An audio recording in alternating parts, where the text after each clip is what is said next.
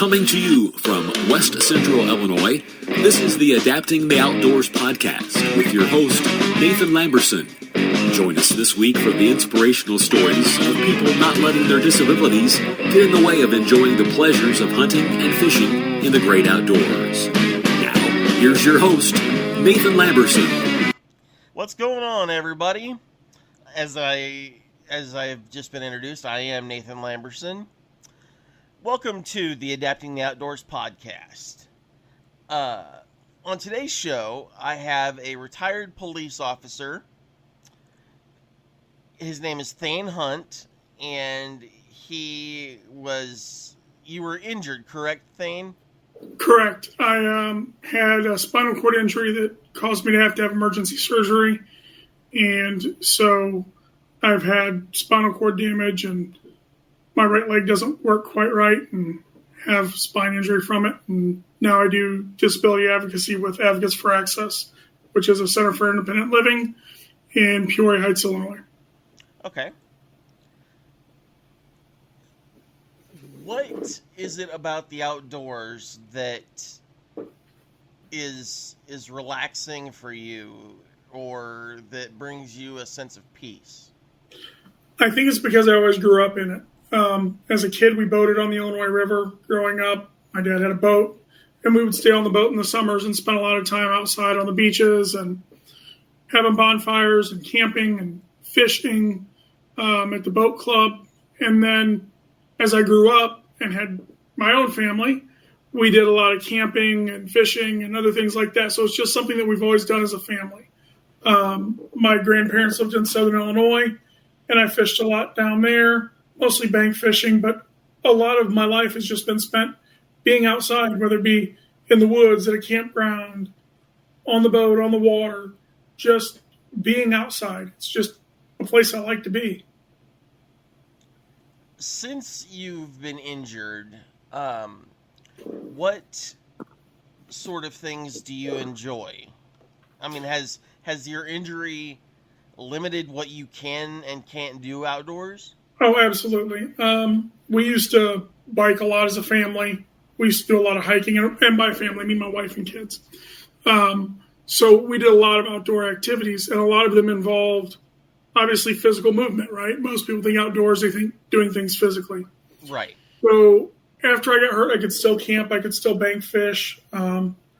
We camped at Giant Goose Ranch up in Canton, Illinois. And, there were a lot of good places where you could walk up and bank fish. You didn't have to do a lot of crazy things. You could take your golf cart or side by side and pull up and fish off your golf cart. So a lot of what I had to learn to do was adapt to be able to do what we wanted to do outside. Mm-hmm. And probably for the first 4 or 5 years after my surgery, I really wasn't going to use a scooter or any of that. I just went as far as I could, and that was that. And then one day, my wife and kids really wanted to go hiking at Starved Rock. And I'm like, I really can't hike at Starved Rock. I can't do the inclines. It's not really stable enough for me to walk on. And my wife's like, well, you've got a scooter that was donated. Why don't we use it? Get some batteries in it, and we'll take it and go. So rather than, sorry, go ahead. Like a power scooter, like most people think of a Rascal, but it was a Victory Pride 10 3-wheeler is what it was. So a 3-wheel scooter. And we took it up there, and I found I could get a whole lot of places that most people probably didn't think you'd be able to get with a scooter. And that kind of started, again, our more adventurous outdoors other than just going to the campground or fishing off the bank. So you use the scooter for longer walking? Oh, absolutely, yeah. If we're going to be doing anything of any distance, I'll usually take a scooter with me. Or if we're going someplace where I know I can't walk a little bit and sit a little bit, I'll take a scooter. For a couple of reasons. One, the speed of it to be able to keep up with everybody. But two, I just can't walk that far with my back and my leg. They don't allow me to do it. My body won't do it. And so I've learned that using a power scooter and finding different ones, I've since donated the 3-wheeler, and I've got a 4-wheel Century Golden, which is a gigantic scooter, quite frankly. It's probably one of the biggest scooters that they make on the market. But it's nice because it has rubber wheels and it's got ground clearance. So I can use it to get a whole lot of places. And it makes it easier to get there. Last summer, we went up to Starved Rock and we did LaSalle Trail. So that one you've got to go down a big hill, and then there's some steps, but there are spots to stop along the way. And then we did another one, I think it was Illinois Canyon, that leads back to another waterfall. And so I took my scooter in as far as I could get it, and then I walked the rest of the way. But the other nice thing about taking the scooter is if we get to a point that I need to stop or I can't go any further, and I'm not up to doing the walk, I've got a place I can sit, and the family can still continue on, right? We don't all have to turn around and go back, or, I'm not looking like, oh, am I sitting on the side of the trail? So it provides multiple uses, and it's when I've talked to other people going, oh yeah, I use my my scooter to go hiking, they kind of look at me silly, and they're like, well, you don't have like an action track chair, or you don't have one of the Coyote 4-wheel bikes that runs off batteries. I'm like, no, I can't afford any of that. I've got an old secondhand scooter. If I'm not with my significant other and I want to go fishing and I can't get anybody to drop me off, I actually have a power chair that I use. And before I met my significant other, I used to walk across town, and that's 5 miles round trip. Oh, wow. Yeah. I'd get up, 3:30, 4 o'clock in the morning, leave my house at 4:30, and be at the park by, 5:30, quarter to 6. Yeah, see, and that's where I live. Yeah, see, and that's where I live out in the middle of the country, so there's really no walking to anywhere for me. That's not really an option. But I wouldn't be able to walk 5 or 6 miles anyway if I wanted to. But it's amazing how a simple device such as a secondhand power scooter, if you can stop and put your pride away, because I know part of it for me was pride. I was 31 when I got hurt. And so being able to put my pride away and go, you know what? It's worth it to use the scooter to be able to go hiking with my family, as opposed to not going at all. Really opened a lot more doors for doing some things outdoors that I hadn't thought of. And I started writing for Adventure Sports Magazine shortly thereafter. And what it did for me was allow me to be able to talk to others about things you can do to still keep doing what you love. Whether you were born with a disability, whether you develop a disability later in life, you can't let it stop you. You've got to be able to move forward. And it's really easy to get caught in a rut of, well, I can't do that, or, they say I shouldn't be able to do that. And again, we don't want people going out there doing crazy stuff, hurting themselves more, right? But you're going to figure out what you are and are not capable of. And if you just listen to a lot of people, they're going to not truly understand it. I'll be honest with you, I didn't truly understand disability till I developed my own. You think you know. Right. Right? Until you've got one. And then it's figuring out, how do I keep doing the stuff that I love? Or maybe you've had a disability your whole life and always been told, well, you really can't go boating. Well, of course you can. Get a pontoon boat and get a set of portable ramps. Get an Oquaka boat that drops down on the front, like, the old landing crafts in World War II. There are all kinds of ways to get people where they want to be. Sometimes it just takes thinking outside of the box, or just honestly not being told no. I was going to ask you, you said the other day when we talked on the phone that whether you can or can't do something, it's all about mindset. It really is. You'll hear a lot of motivational speakers talking about it really is. You'll hear a lot of motivational speakers talking about, if you can believe it, you can achieve it. Look, I'm never going to walk across coals because in my mind I know I'm not stepping on hot coals, right? And I don't have feeling in one of my feet. So it'd only be one foot I'd have to worry about feeling the pain in. But I think mindset about not giving up is the important part. Just keep trying. Find a way. Some of the products that I've tested for My Adventure Sports Outdoor articles came specifically from people trying to figure out a way. And not all of them were for persons with disabilities. A cheap one that I tested was like $15. It's a hunting product called the Hip Stick. And it's a small stick that drops down into a monopod that allows you to shoot. Well, it wasn't developed for a person with a disability. But I'll tell you what, some of the people that I've taught, that's what's allowed them to shoot. Because they don't have the arm or shoulder strength. And being able to carry it on your waist, hit a button, and have it drop down, and now you've got a monopod to shoot, allows you to do it. The Action Track chairs. I've written a couple articles on those. They are great products, and those were built out of necessity. Somebody wasn't able to get where they wanted to go, and they thought, this is silly. There's got to be a way to do it. Another perfect example in Central Illinois is Camp Big Sky. The founder of Camp Big Sky, Brad Guidi, founded Camp Big Sky because there wasn't a handicap accessible spot for his daughter to fish that had an accessible bathroom for her to go in. And he said, we're not going to have this.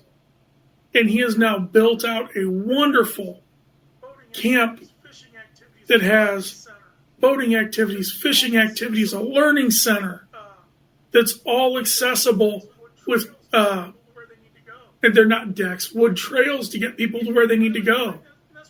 I mean, if you really, that's where mindset shouldn't stop you, right? He knew what he wanted to do and he started it. And now he has employees working for him, helping keeping it going, helping run activities. It's just a matter of pushing forward and working to get where you want to be. Whether it's building it, whether it's finding something already built, and that or was adapting something. What my YouTube channel was about, and that's what the concept of the podcast is about. It's getting outdoors and not letting it stop you. I think that I think a lot of it is people have never done. If you've never done something, you don't know, right? So for me, I thought, man, I can't use this 3-wheel scooter. I'm gonna feel goofy. Now I almost feel goofy if I don't have my 4-wheeler with me when we go places, because I'm like, oh, we probably could have gone and done that trail walk or whatever if I would have brought it with, but I didn't know we were going to be doing that. We went to Disney in 21, and the first thing I did was figure out who to rent a scooter from, so that I didn't have to hope that I got one in the park. What was the best scooter rental place down there? And we do a lot of, I shouldn't say, we haven't done a lot the last year or so, but my family and I also like to travel. So we'll go to the Dells, we'll go to Branson, and anywhere we go, we end up renting a boat. I prefer pontoons because they're easier for me to walk on, being flat and one level. But sometimes what you can get is a ski boat. But we love being on the water. So you figure it out, right? You learn what you need to do to make it work. And I think, honestly, even as a kid, where we boated at, one of the boaters there had been in an accident and was a wheelchair user. And as a person who used a wheelchair, he had a houseboat. He didn't give up his love for boating. He had a custom dock put in that was amazing. A ramp to his houseboat for him. So, heck, I guess now that I think about it, that might have been what really made me think about it later in life, not realizing it now, that he didn't let him stop him. And I was friends with his son growing up. And you never thought about the fact that he was a person who used a wheelchair. He was just another guy that we boated with that we knew at the boat club. So it's about being able to make it happen. Now, earlier we talked about cost, right? I'll probably never be able to afford And a unfortunately, $15,000, $20,000 action track chair. See that as a necessity.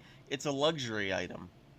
Correct, because they don't. It has to be FDA approved. Correct, because they don't. It has to be FDA approved.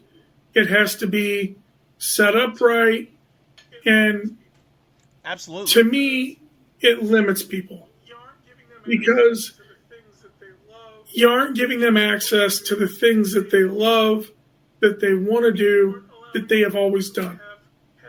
And you aren't allowing people who have had a disability their whole life to experience things that many of us take for granted.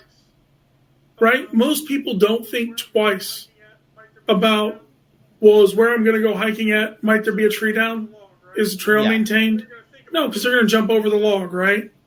They're going to think about, oh, is it paved or is it paved or is it hard rock gravel or is it going to be soft sand? Those aren't things that most people that enjoy the outdoors think about. If it was soft sand, there'd be no way. Yeah, I mean, with me, I've got to have a couple canes. Yeah, I mean, with me, I've got to have a couple canes and someone with me if I'm on something soft that's unstable. And the trails aren't typically wide enough for a lot of mobility vehicles. Like I said, sometimes I leave my scooter and then go as far as I can. If you could go back and I don't always get to the end of the trail events and not become injured, but then again, you would lose that ability to do some of the cool things that you've been able to do because of your injury.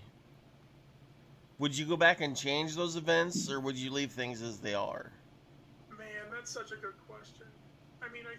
Man, that's such a good question. I think it. If we look at things objectively, I think it boils down to the question of we don't know what things would have been had I never gotten hurt. Had I not been born with spina bifida. It's right. I mean, it's the whole. Well, if you could go back and kill Hitler. Right. I mean, it's the whole. Well, if you could go back and kill Hitler, would you? Well, how would that have changed the course of history? I mean, of course, nobody wants their injury, right? Nobody's like, man, I hope I get hurt today. But at the same time, if we dwell on the past and look back and go, man, oh, how do we move forward? Right? Again, it's that mindset. And I guess I've never really looked back at, would I change it? Yeah, I would love to still be a cop. I enjoyed it. I liked my job. I got to help people. I liked the guys that I worked with. But I don't think we can dwell on the past. I think we just have to learn to move forward with whatever the situation is. And, I think that's part of what helped me get to looking at, all right, how do I get people back into doing what they love? How do we get people where they want to be? Whether it's through finding a budget build. Like one of my other friends and I, we built a set of a bipod out of PVC and clips for like $15. Because, again, a lot of persons with disabilities are working on budgets. So they aren't going out and buying $100, $200, $300 bipods to be able to shoot. But no, I don't know that you can ever go back and change the past, and I don't know how that would have affected the future. So I don't know that I would, honestly. I've never looked back at it. I've always tried to be one of the type of person that says, let's just keep putting one foot in front of the other and move forward. What kind of things got you through your recovery of your injury when you were just like, screw this, I can't do this anymore? Oh, my wife. There was no stopping. When I had surgery, I had a 2-month-old. And I had a, 12-year-old and 9-year-old. So my family is what got me through it. Really, my wife, I know this is going to sound silly, but a cop that married a nurse, when I was having a rough day or didn't want to get up, she you got to get up and move. You can't just sit there. Knowing that I couldn't just quit on my kids and my family, that really that brought me through. I don't know where I would have been through my recovery if I didn't have them. Especially when it was the point where, look, you're not going to get healed enough. You've got spinal cord damage. You've got your right leg that doesn't work right. You're not going to be able to make it back to work. So having my family really helped me through that. And I was lucky enough to have a good family that was there for me the whole time. And, I didn't want them to see their dad quit. How do you have little kids watch you quit? You can't. We're the parents, no matter how hard or bad it gets, we're the ones that are always supposed to move forward. So having my family there and having a good support system with them, I had a couple good friends who helped me out quite a bit and came around. And when there were stuff on the property that I needed done that I'm just, knew I couldn't do, a phone call, they'd come take care of it. So it was just, honestly, it was a good support system. But my family was the main support system. As far as here in the state of Illinois, when it comes to accessibility in the outdoors, what sort of things do you feel need to change? And if you were in charge, how would you make those changes happen? I look at all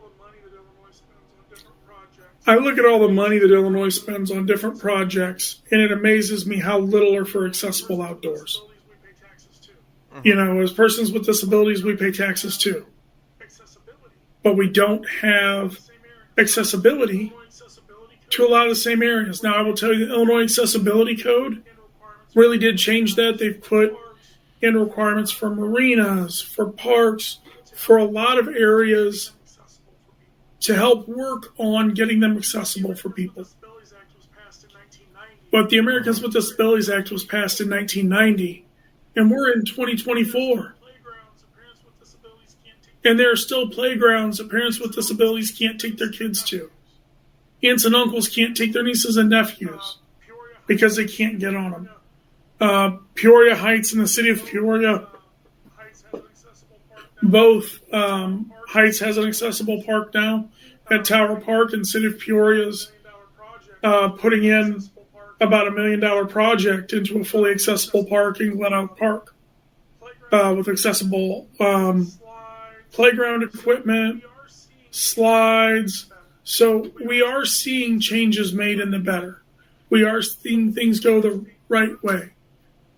But when we look at our state parks, there's no reason if we're cutting a trail that a trail can't be made wide enough for a track chair to get down.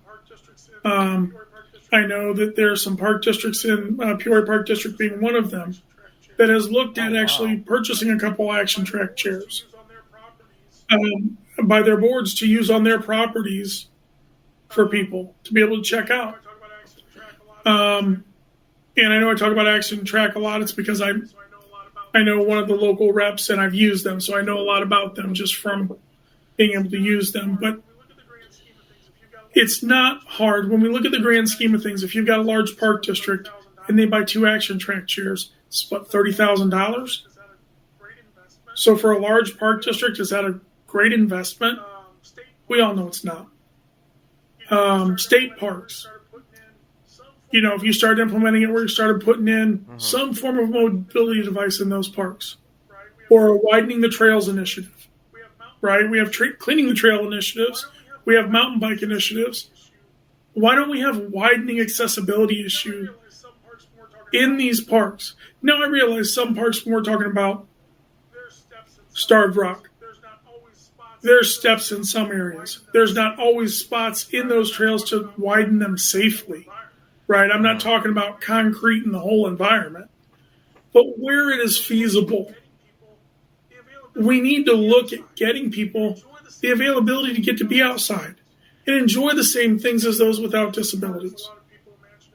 And I don't think it's as hard as a lot of people imagine it to be. Especially when we're looking at a lot of the trails that are paved or hard now. If you put down road grindings, right? We're always trying to figure out what to do with these road grindings. They can get packed pretty tight. They aren't quite asphalt at that point, like an asphalt driveway, but they're pretty firm and stable when they're down. And some trails are actually paved. You look at the Rock Island Trail that comes through Peoria, there's probably 5 or 7 miles of it that are paved. Canton, Illinois has a really nice park system where a large section of walking trail is paved or concrete there. So it does exist, but there's no reason that it couldn't be done at a much larger scale. Down here in Jacksonville, where I'm at, they actually built a bike trail from the lake, which is 3 miles away from the city, and it comes in toward the city. I believe it actually comes into the city and connects with sidewalks and the city streets. And it's not paved, but it's a stable enough,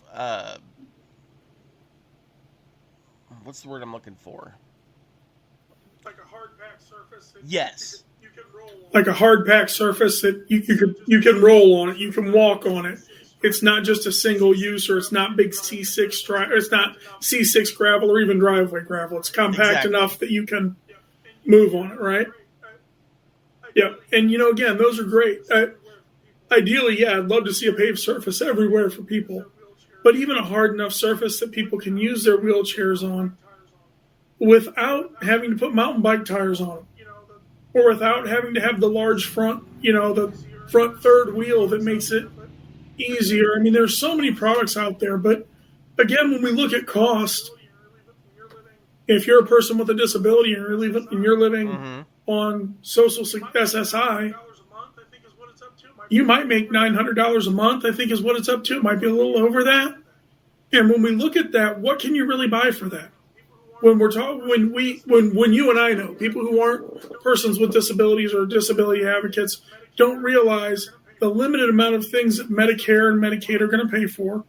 They pay for the stuff to keep you alive, but they don't pay for the stuff that allows you to get out and do more a lot of the times. Not always. But when we talk about action track chairs or larger batteries, so you have extended battery life, or all-terrain tires for a wheelchair, they don't cover those costs. And if you're on a fixed income, even if you are in subsidized housing and you are getting the other public benefits, you're still not left with a lot at the end of the month, if anything, quite frankly. And so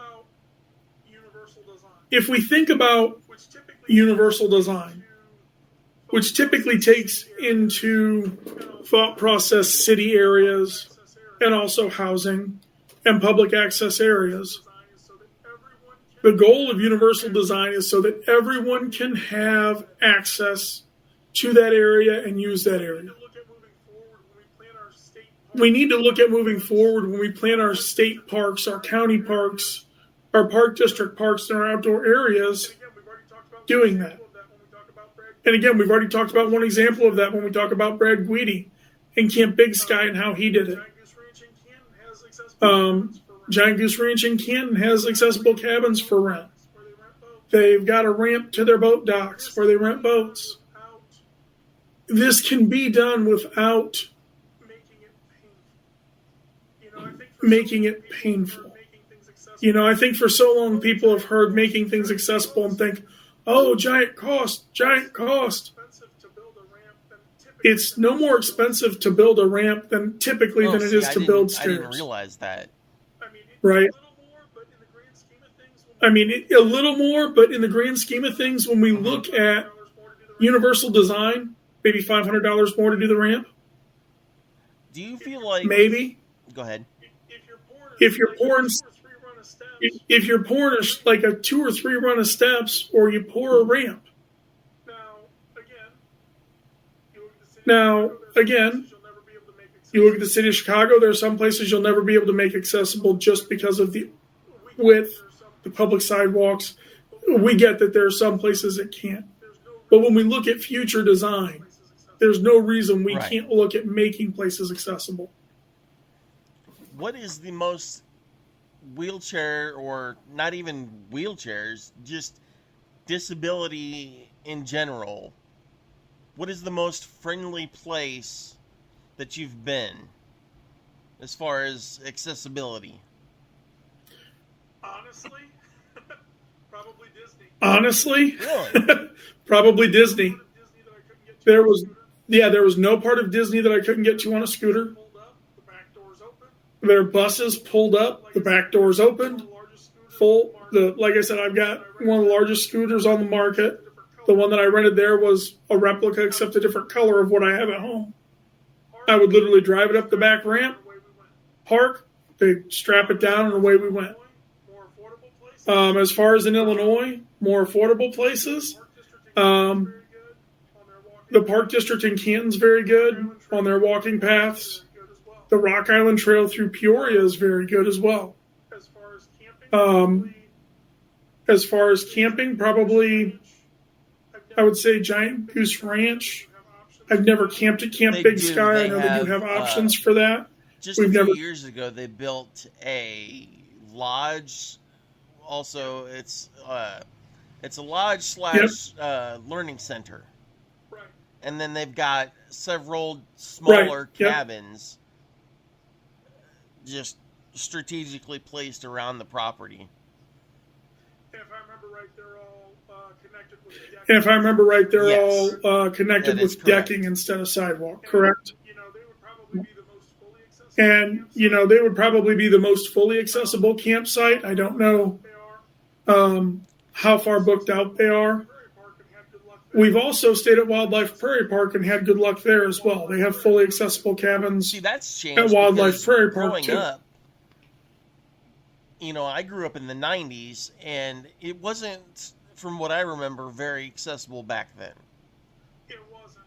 They've actually built on and added on. It wasn't. They've actually built on and added on a couple. I don't think the train cars are, but they have. They look almost like duplexes, and they're accessible. I stayed in their grain elevators or the grain bins that they've turned into campgrounds. They were relatively friendly. The bathrooms might be a problem for transferring. But again, they've got 2 or 3 ADA lodges, I think is what they call them, that are fully accessible there now. So we're starting to see a lot more places building it in, especially when they build out and following the codes. Wildlife Prairie Park, actually, coolly enough, they're working on, I don't know if it's installed yet or not, but their train ride that goes around the park, they have an ADA carriage now with a ramp that you can get a wheelchair on. And so that adults and youth with disabilities that use a mobility device can now ride the train around the park as well. So we're starting to see a lot of places, as they make upgrades and improve, start building it. But looking at Illinois, I would probably say Camp Big Sky and then Giant Goose Ranch. I love going to both places. I made a YouTube video about Camp Big Sky the first year that I went there. And I specifically remember saying that when I was there, I felt like I didn't have a disability. And I think that was Brad's goal in developing it. He wanted everybody to feel like they were everybody else. And as persons with disabilities, being able to not feel like you have that disability at the time is not something you can explain to someone. I agree with that. And as living as someone who didn't have a disability and developed theirs later in life, I know what it's truly like not to have one. So to get the rare feeling of that feeling again is just unexplainable. You were telling me that you're actually an NRA instructor and a training counselor. Correct. And that you enjoy shooting guns and keeping up with your shooting skills. I do.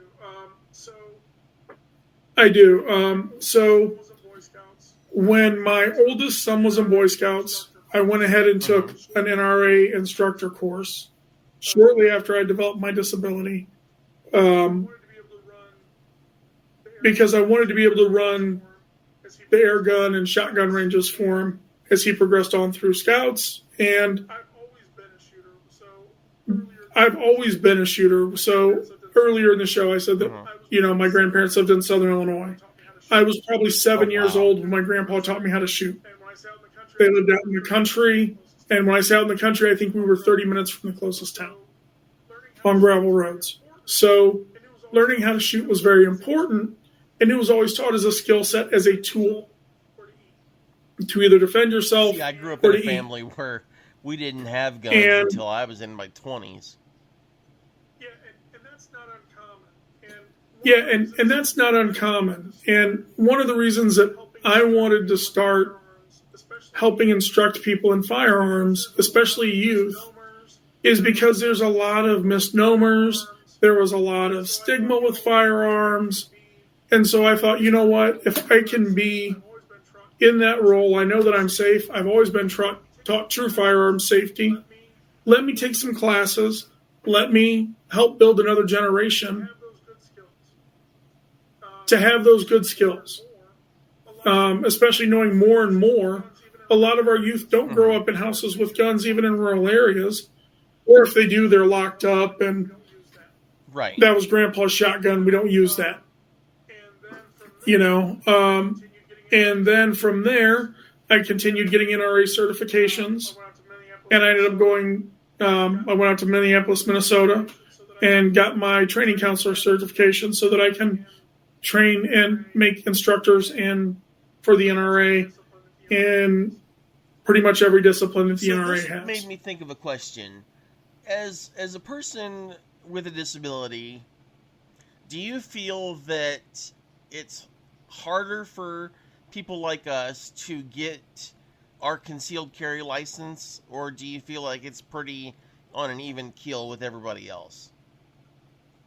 So I think it depends on what instructor you go to. One of the things that we've prided ourselves on at my training location is that we will find a way to make it work for you. I have worked with quadriplegics who have had very limited range of upper body movement and worked with them to the point that they were able to qualify. And I've worked with amputees, missing fingers, some missing limbs. As a matter of fact, one of my friends who's an NRA instructor is a leg amputee from a motorcycle accident. So it's no different than any of the other outdoor stuff that we're talking about, but it's finding the right place, because I've had people say, well, how do you train someone if they're in a wheelchair? Well, if that person uses a wheelchair, you train them no differently than anyone else. Well, I can't get them to my range location. Let them drive their car there or their truck there. Or you I hadn't thought about that. At another range. Again, correct. Or you reach out to a range that is accessible and say, hey, I have a student I need to bring in. But again, it's that thinking outside of the box that a lot of people just aren't skilled at because they haven't had to do it. Again, a lot of it boils down to if you haven't done it, you don't know how. We had advertised for a deaf hard of hearing class, and I had 2 master level interpreters lined up if we ran it. We didn't end up having anyone sign up for it, but I offered it out there because I knew that that population needed the availability to have that same appropriate training. Because I had one group reach out to me and say, oh, well, the instructor had the dad translate. Well, first off, in Illinois, you have to be licensed to be a translator. And when we think of deaf hard of hearing, that's no different than someone who speaks English as a second language. We don't ask a kid to translate Spanish for their parent if they speak English, or at least we shouldn't. Why would you ask a dad to translate for the son who's deaf or hard of hearing for a 16-hour class? And in Illinois, there are levels, so you don't pass you're just magically an interpreter. There are master level interpreters that have to take tests that are very hard to be able to interpret law, court, medical. Now, solely as an instructor side of things on a liability issue.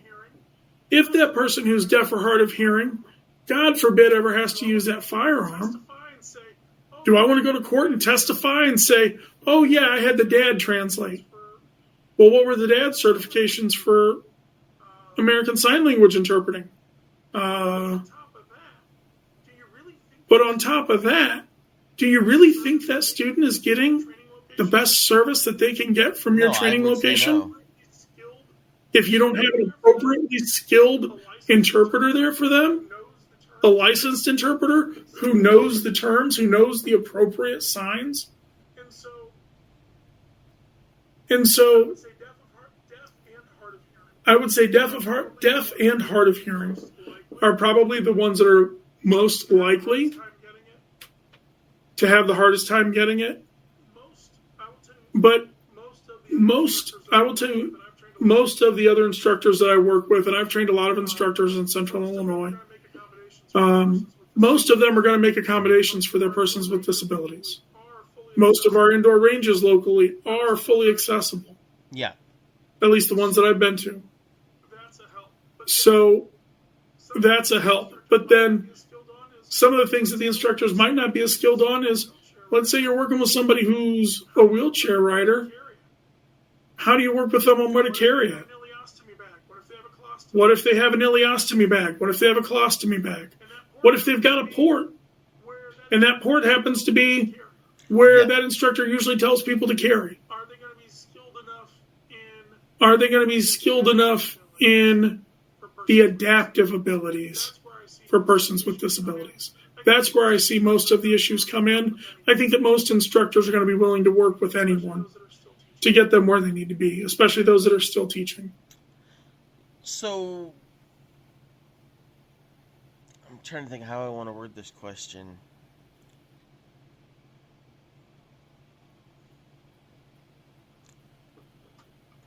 I think I'll skip that question because I obviously can't think of how I want to word it. Do you have anything coming down the pipeline that you want to talk about?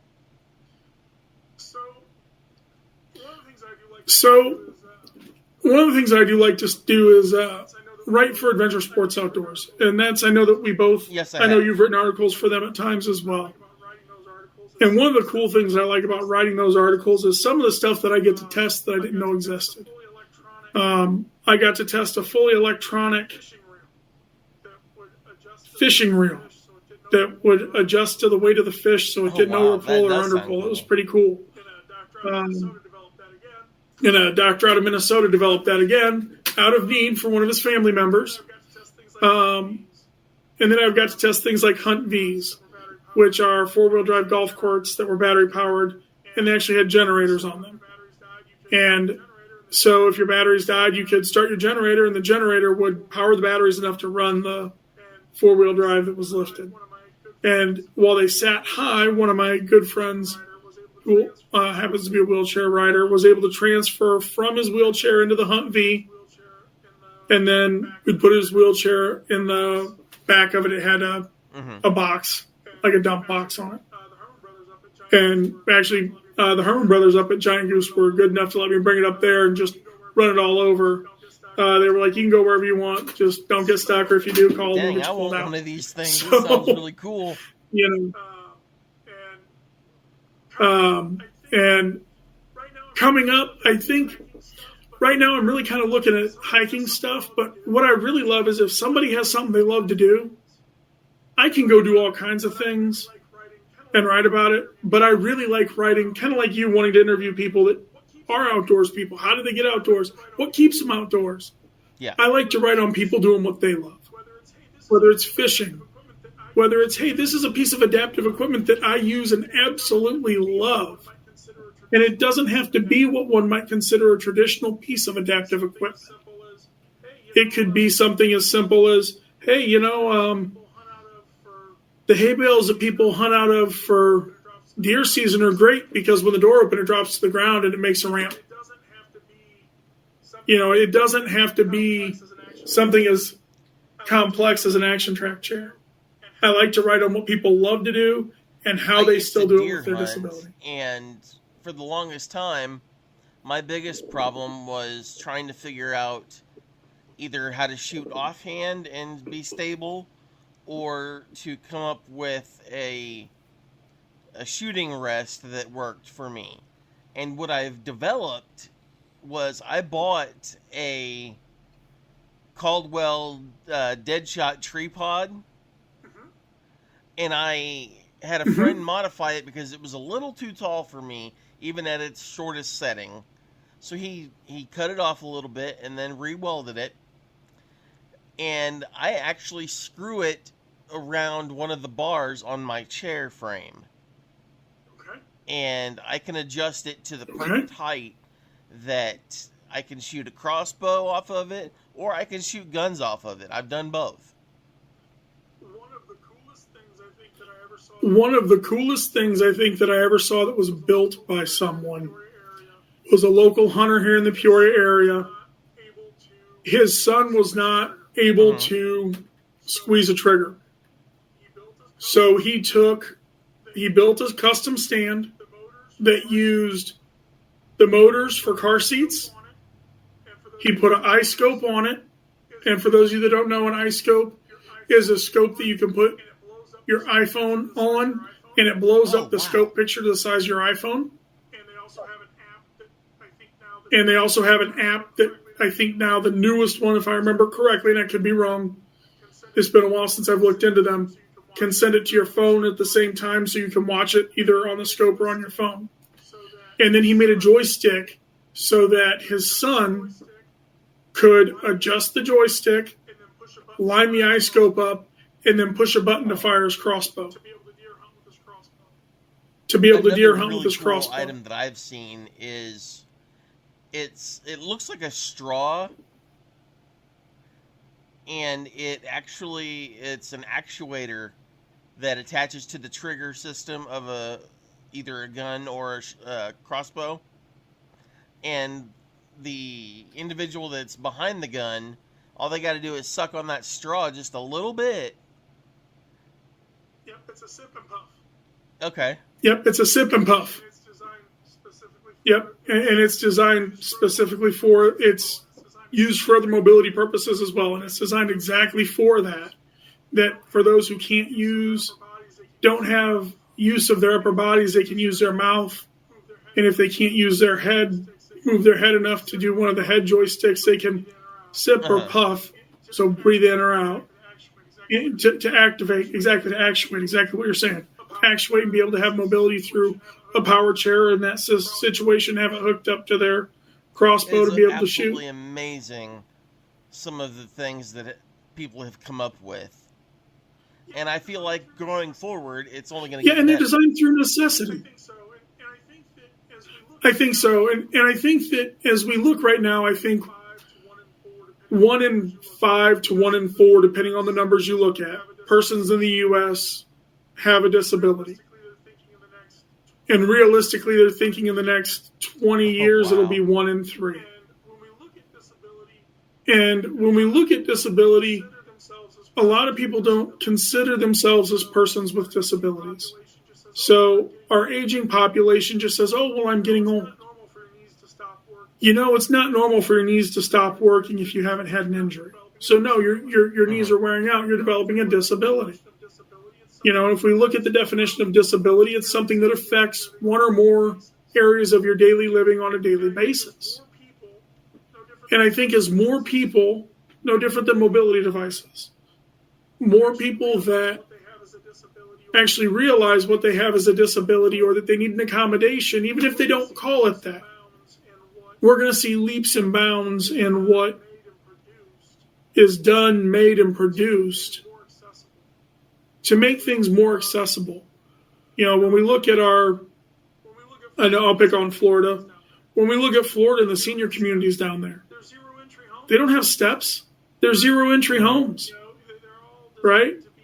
They're all designed to be no steps, no trip hazards, easily in and out. And I think as we see our society age and more people become disability aware, you'll see more universal design. Why don't they go ahead and implement that anyway? Some have. There's a Chicagoland town, and which one it is, it escapes me now.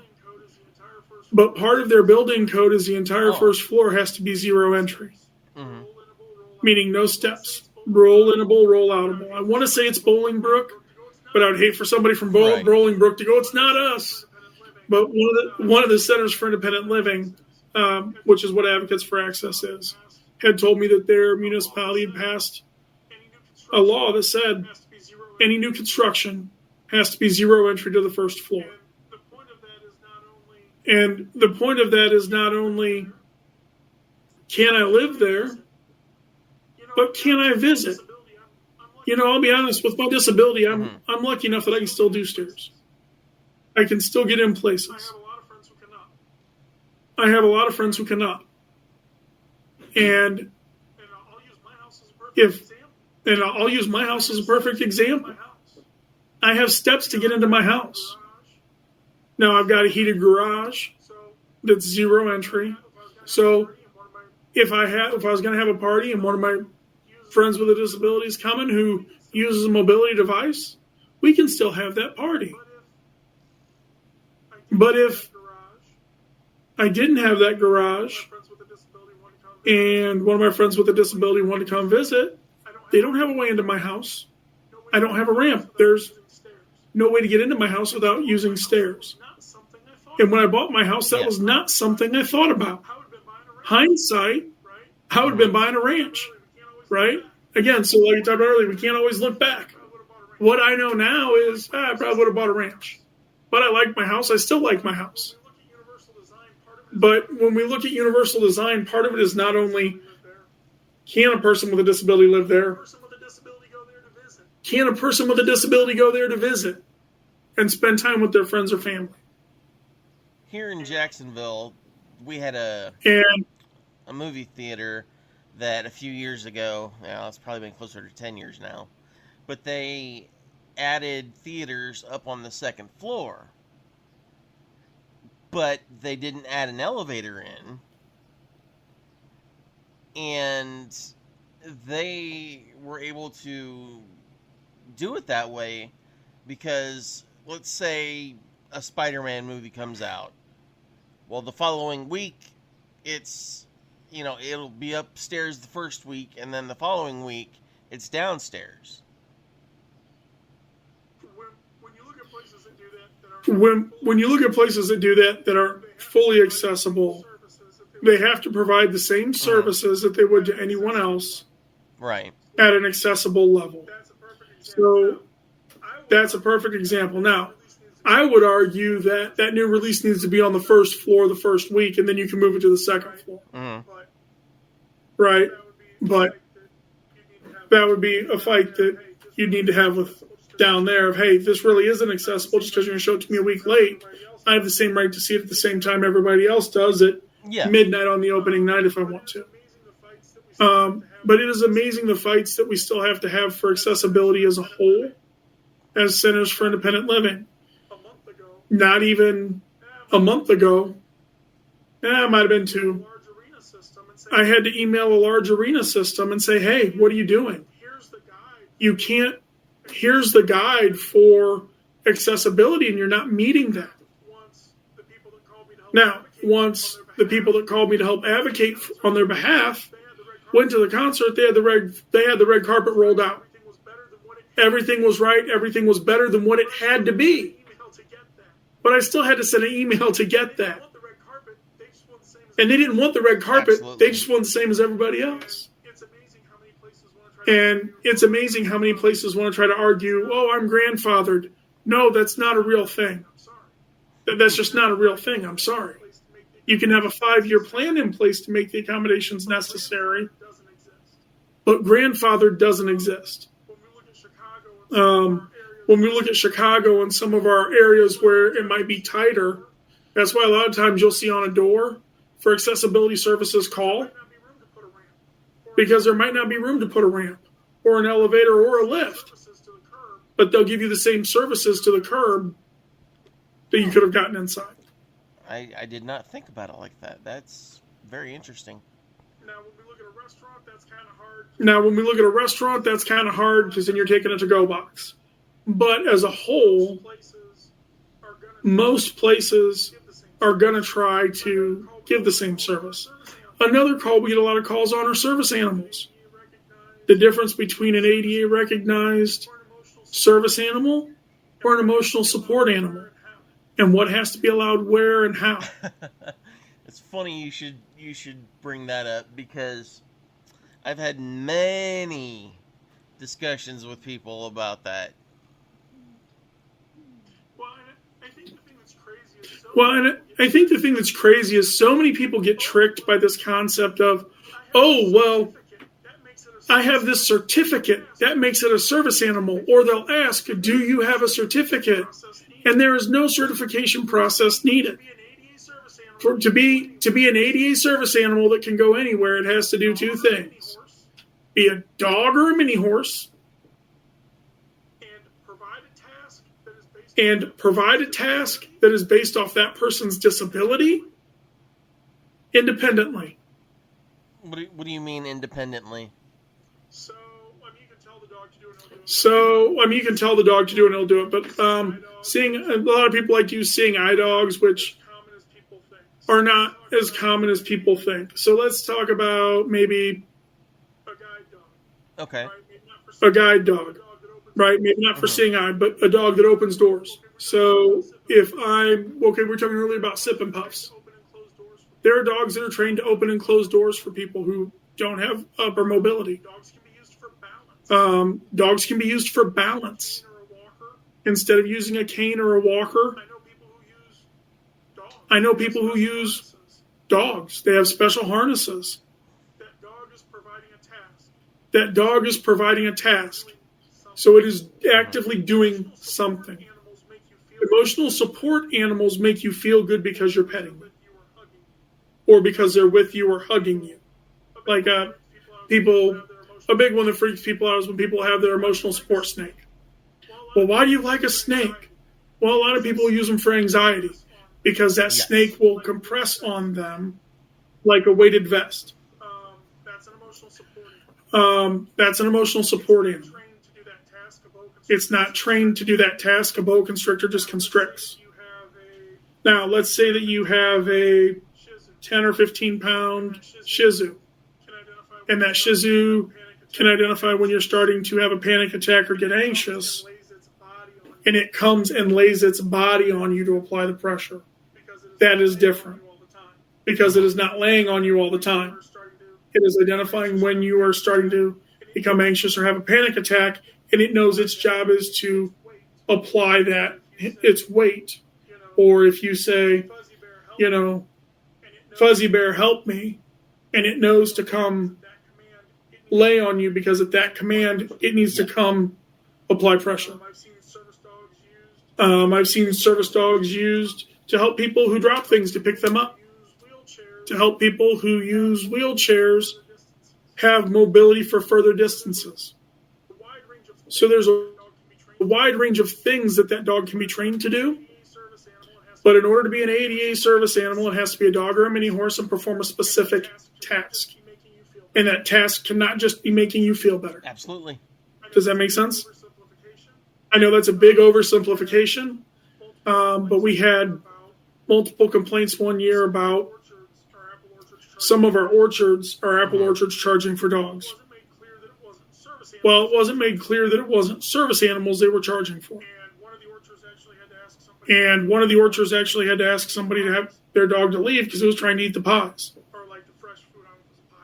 Or like the fresh food, I don't know if it was a pie, but the fresh things that were out. Part of being a service animal is that it's well trained. Now, it can be in training, but it has to be well trained.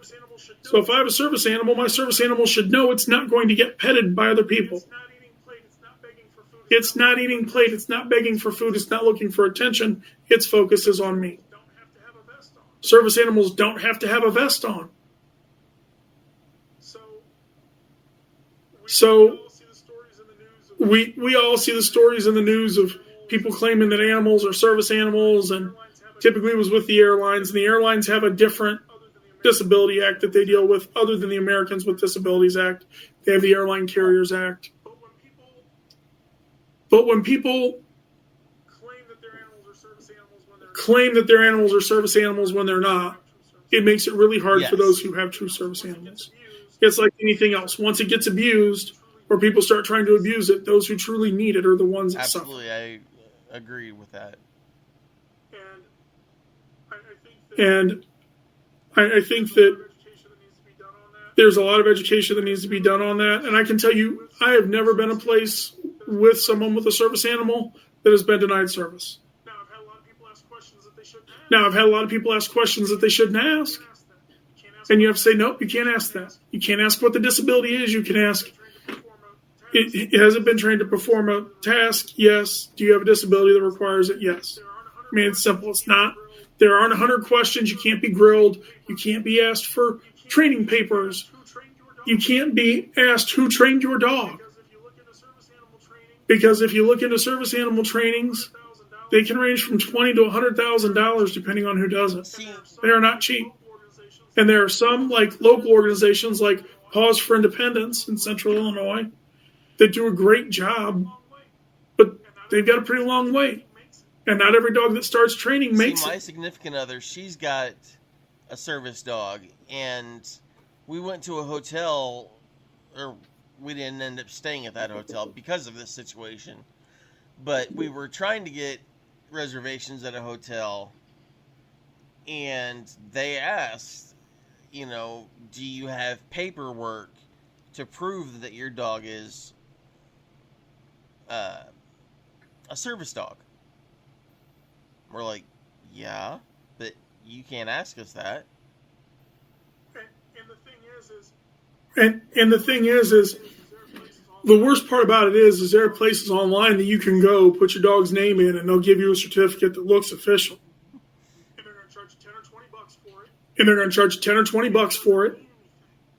And it doesn't mean anything. And you're right, they couldn't ask for that. And they shouldn't have. And quite frankly, that's a civil rights violation against your significant other.